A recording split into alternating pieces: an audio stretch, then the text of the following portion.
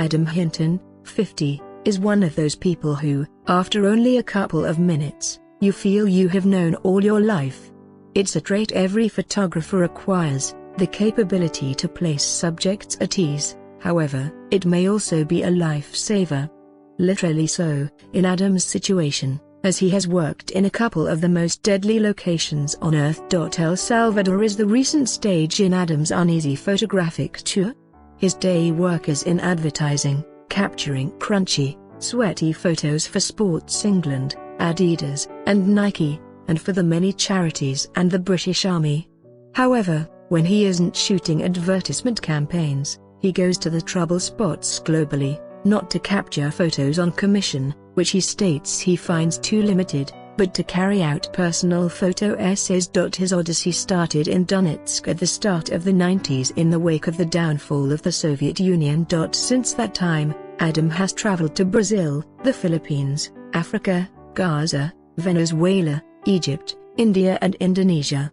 Most of his personal work in the last decade has concentrated on the slums of the developing world, and it was included in that project that, in 2013, he embarked on one of his more hazardous tours, to El Salvador, the Central American country well known to have the highest murder rate globally.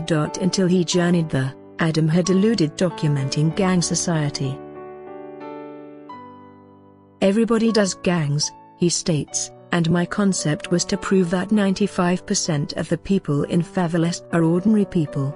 However, when he heard on the BBC World Service that the two large enemy gangs in El Salvador, 18th Street, Barrio 18, and Mara Salvatrucha, MS-13, had consented a ceasefire, he anticipated it may provide him space to know the factors behind the shootings, to see the people, not the firearms. The truce is currently over and the ruthlessness deadlier than ever. However, in that short lull, Adam spent 1 week in the Las Victorias district of San Salvador, the country's capital, and toured penal de ciudad barrios, a prison solely for MS-13 members. It is watched over outside by the military, but inside, the 600 prisoners, in a facility constructed for 800, have free run of the filthy jail, since the guards are too frightened to enter.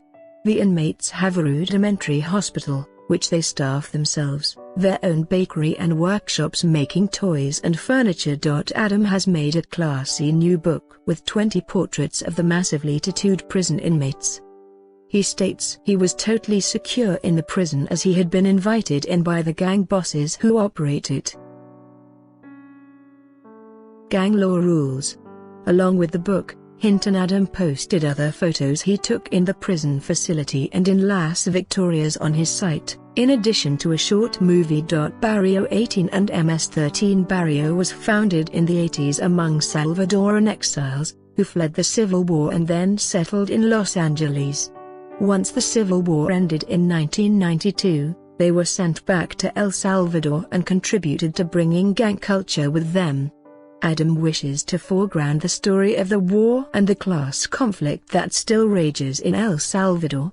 He does not present gangs as recklessly vicious, their aggression springs from a poor, broken-down society. One reason he evades commissions is that he does not want other people's narratives enforced on him, he likes to create his own. In Las Victorias, Adam had lunch with a gang leader who had just had a young Spice Lane, attended the wake for a stillborn baby who had passed away since his mum, in prison on a drugs charge, wasn't permitted to visit the hospital in time for the birth of her child, and witnessed the burial of a man, not an affiliate of MS-13, who was shot by Barrio 18 simply because he resided in an MS-13 district. It isn't the violence he wishes to stress, but the misery and humanity of many of the inhabitants of Las Victorias. Instead of viewing these areas as threats and filled with terrible people, my idea is to state, here is a family, they desire a better life for their children, a job, and a decent home, just as we do. There are fundamental human needs that everybody has the right to. Adam had dysfunctional and poor upbringing in southwest London. His mum, who worked behind a bar, was a schizophrenic who was locked up for stabbing another woman. Adam resists the reductionist idea that his history feeds his wish to document the misery of the marginalized. However, it is difficult to stay away from. It definitely helps to show you how he can have lunch with murderous gang bosses and not fear when firearms are wielded.